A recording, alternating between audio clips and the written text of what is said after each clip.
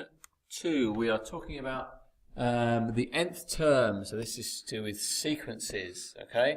So we've got two sequences. Sequence A, which is 3n minus 2. This is the rule that generates the sequence, okay?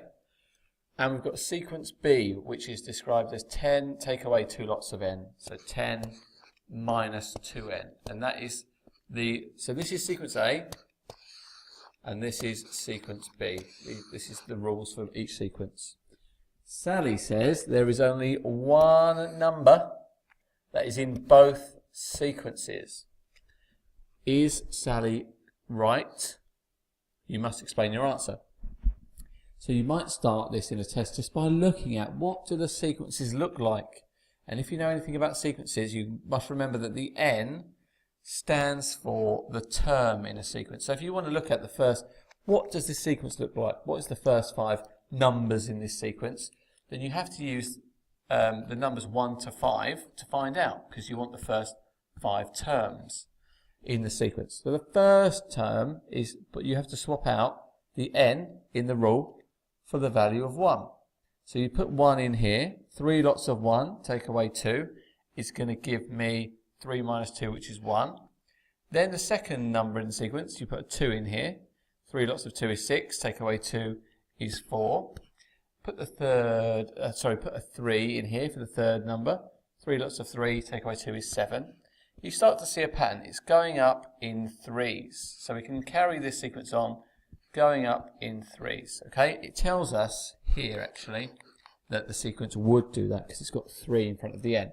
That's a bit of a clue there. The second part, sequence B, again, same process. You put a 1 in for the n, which is here.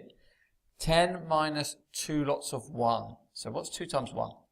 2 times 1 is 2. So 10 take away 2, the first number is 8.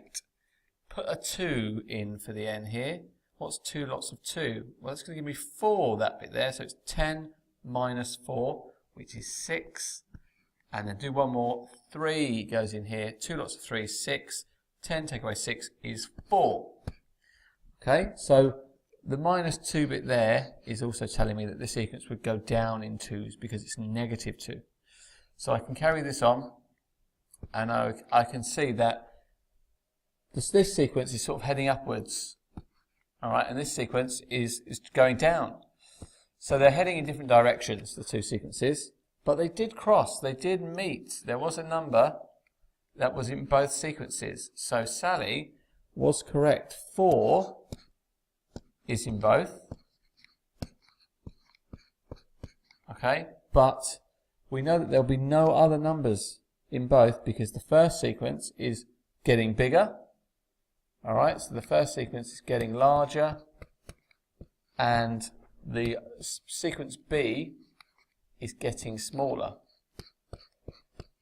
So that's kind of like part of our explanation, and obviously I'm doing note form here because I'm trying to get this down to a shorter time as possible, but you can expand your answer, write it in a sentence. Okay, 4 is in both sequences, and sequence A is getting larger, and sequence B is getting smaller. So they're never going to meet again, they're heading in different directions. Alright, I hope that's handy.